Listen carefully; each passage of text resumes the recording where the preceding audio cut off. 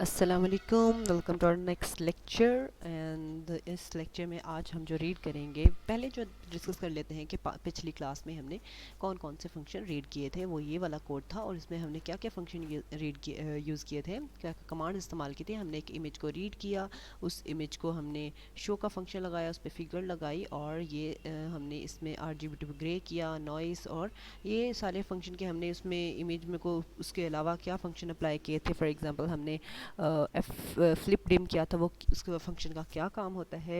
I am noise, noise आप कैसे add करते हैं और उसकी प्रोबेबिलिटी कितनी रखते हैं। फिर RGB टू ग्रे इमेज को कैसे कन्वर्ट करते हैं और क्यों करते हैं।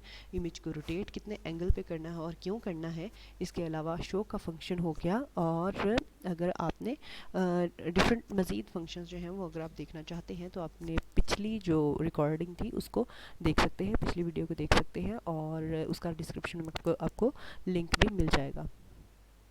नेक्स्ट आज जो हमने टॉपिक कवर करना है वो हमने कुछ नेक्स्ट कमांड्स करनी है, जिसमें एज़ यूजुअल हम लोगों ने आई एम रीड का फंक्शन तो ज़ाहिर इस्तेमाल लाजमी करना है, क्योंकि हमने किसी भी इमेज को हमने रीड करवाना है। ठीक है, इसके बाद हम लोगों को उसको RGB टू ग्रे इमेज इसलिए कन्वर्ट करेंगे तो ताकि जो नेक्स्ट हम फंक्शन कर रहे हैं वो सिर्फ RGB टू ग्रे इमेज को ही कन्वर्ट करता है। लाइक हम लोगों ने एक कलर्ड इमेज जो है उसको रीड किया था, ठीक है, और उस इमेज को हमने RGB टू ग्रे में कन्वर्ट किया और उसका हिस्टोग्राम जनरेट करवाना है। हिस्टोग्राम क्या होता है? एक ग्राफिकल रिप्रेजेंटेशन है उस इमेज की कि जिसमें हमारे पास कुछ लाइंस शो होती हैं। चलिए नेक्स्ट कुछ ट्राई करते हैं देखने की। इसको फ़िलहाल मैं डिलीट कर देती हूँ ताकि आपको दिखा सकूँ कि हिस्टोग्राम का जो काम है वो क्या होगा। थोड़ा सा सेकंड्स का टाइम लगेगा इसको चलने में, रन होने में। Let's please come. ये रन होने में यूजुअली इतना टाइम नहीं लगाता, लेकिन चले गुड।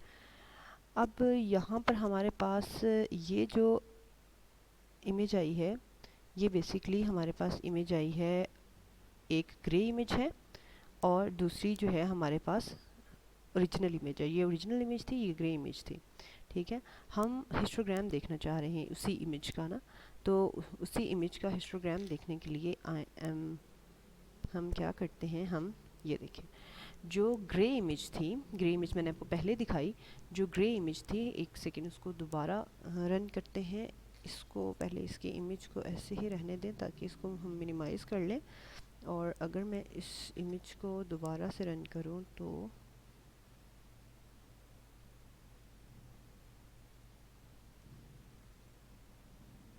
वो एक्चुअली ये ओके, ये जो हिस्टोग्राम था वो बेसिकली इस ग्रे इमेज का था। और ये ग्रे इमेज मैं आपको ज़रा जूम करके दिखा देती हूँ ताकि आपको मज़ीद हो। ये देखिए, ये आपकी जो है वो ग्रे इमेज है और हमने जो ग्राफ प्लॉट किया है वो हमने इसी इमेज का ग्राफ प्लॉट किया है। ये क्या शो करवा रहा है, वो ब्लैक एंड वाइट इमेज थी इस वजह से, और कुछ काफ़ी ज़्यादा उसमें वाइट पोर्शन था। काफ़ी ज़्यादा तो नहीं था लेकिन लिटिल बिट था। और कुछ उसमें मतलब इस तरह की इमेज नहीं है कि सिर्फ उसमें ब्लैक है, इस तरह की इमेज नहीं है कि सिर्फ उसके अंदर वाइट ही है। इसमें मिक्सचर सा जो कम्बिनेशन टाइप इमेज थी, तो उसका ब्लैक पोर्शन उसमें थोड़ा ज़्यादा था ताकि वो उसमें जो कपड़े पहने हुए थे किसी भी एंटिटी ने वो ब्लैक थे। तो यहाँ पे इसको ये शो करवा रहा है कि ये जो है ये ब्लैक को रिप्रेजेंट करता है ग्राफ में, और ये साइड जो है वो वाइट को। ये 0 से लेकर 250 तक हमारे पास मैप की है। वैसे 255 तक मैप किया जाता है पूरा हिस्टोग्राम। तो आपकी ये स्कैटर्ड पूरी इमेज पूरी इसके ऊपर ग्राफ के ऊपर फैली हुई है, क्योंकि उसमें ब्लैक वाइट और उसमें कम्बिनेशंस के साथ है। ओके, आई होप कि आपको ये समझ आ गया होगा हिस्टोग्राम को कैसे हम रीड करते हैं।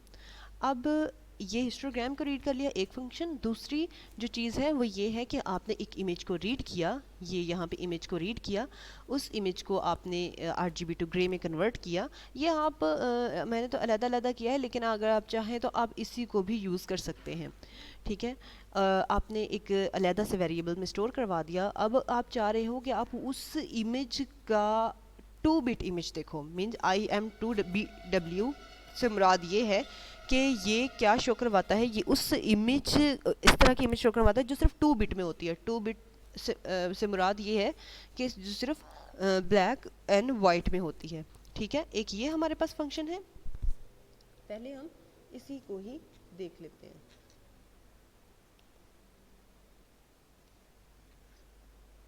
रन करते हैं। ये देखिए, ये आपके पास बाइनरी इमेज आ गया। बाइनरी इमेज से मुराद ये है कि बेसिकली यहाँ पर हमारे पास सब प्लॉट, हमारे पास प्लॉटिंग होती है। प्लॉटिंग से मुराद हमारी जो मैं अगर आपको शो करवाऊँ तो मैं आपको इसमें पेंट में जाकर तो एक चीज़ समझाने की ट्राई करती हूँ, और वो चीज़ ये है कि एक ये आपके पास एक फॉर एग्जांपल एक्स और वाई एक्सिस की आपके पास ग्राफ प्लॉट हो गया है। आपके पास ये वाला जो पोर्शन है ये एक्स का है और ये 0 पे है, और ये वाला जो वाइट का है तो ये 255 पे है। इसका मतलब ये है कि जो भी 255 के नज़दीक वैल्यूज़ होंगी वो वाइट हैं, और जो 0 के नज़दीक होंगी वो ब्लैक है। हम क्या करते हैं, 2 बिट इमेज को 2 बिट बनाने के लिए हम क्या करते हैं, हम एक बीच में एक लाइन लगा लेते हैं, या फिर हम लोग एक पॉइंट सेट कर लेते हैं जो मैंने यहाँ पे सेट किया है, फॉर एग्जांपल 128। अब मेरे पास वो वाली वैल्यूज़ जो 128 से छोटी होंगी वो 0 पे मैप, उनको 0 कर दिया जाएगा, और जो 128 मतलब 129 भी हुई तो उसको 255 कह दिया जाएगा। इसका मतलब ये है कि 128 से छोटी जितनी भी वैल्यूज़ थी वो 0 पे मैप होने से मुराद ये है वो सारी इमेज ब्लैक हो जाएगी, और जो 255 पे होंगी वो सारी की सारी इमेज जो है वो वाइट हो जाएगी। ये इमेज आपको बेसिकली यही शो करवा रही है 2 बिट जो इमेज है ये। नेक्स्ट एक और फंक्शन है जो कि बहुत ज़्यादा क्लियरली बाज़ औक़ात नहीं नज़र आता, लेकिन इमेज की नौइयत पे वो नज़र आ जाता है। यहाँ पर एक ये आई एम एडजस्ट का जो पोर्शन है वो ये शो करवाता है कि अगर इमेज का पोर्शन जो है वो काफ़ी ज़्यादा ब्लैक है तो उसको एडजस्ट कर देता है। जैसे अब आपको यहाँ पे शो हो रहा होगा ये वाली जो ब्लैक पोर्शन था, जो ये जो let me do for you, like अगर हम इस पोर्शन को देखें, तो ये ज़रा डार्क है, तो इस पोर्शन में इसकी वैल्यू जो थी वो ज़रा स्कैटर्ड होने की वजह से ये ज़रा ब्राइट हो गई है। तो इसका मतलब ये है कि इमेज एडजस्ट हो गई है। ठीक है, तो आई एम एडजस्ट का जो फंक्शन है वो बेसिकली इमेज को एडजस्ट करने के लिए इस्तेमाल किया जाता है। फिर हमने क्या किया कि हम चाहते हैं कि जितना भी जो है वो हमारे पास इमेजेस हैं या फिर हम फंक्शंस अप्लाई कर रहे हैं वो हमें इस तरह से नज़र आएं कि एक ही, जैसे यहाँ पे मुझे शो हो रहे हैं कि एक ही जगह पर सारी की सारी इमेजेस शो हो रही हैं।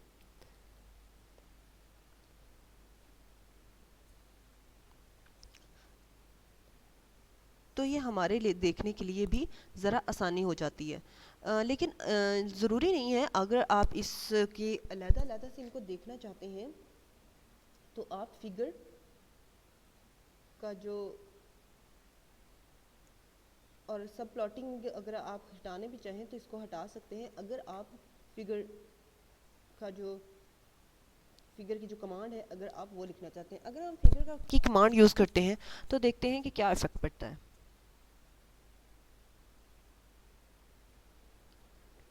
ये देखिए, figure number 5, figure number 4, figure number 3, figure number 2, इस तरह से ये सारे के सारे फिगर्स, और ये आपको हिस्टोग्राम भी यहीं पर शो हो गया। ये सारे के सारे फिगर्स आपको यहीं पर शो हो जाती हैं। ठीक है, फिगर का जो कमांड है वो हम इसलिए यहाँ पर लिखते हैं। वो ये अलग-अलग क्यों एक ही जगह पर, मतलब हमने सब प्लॉटिंग की है ना, तो इस वजह से वो इस तरह से शो हो रहा है। अगर हम सब प्लॉटिंग को हटा देते हैं, तो देखते हैं कि हमारा क्या इसके ऊपर कोड पे इम्पैक्ट पड़ता है। इम्पैक्ट पड़ेगा ज़रूर। देखते हैं क्या इम्पैक्ट है।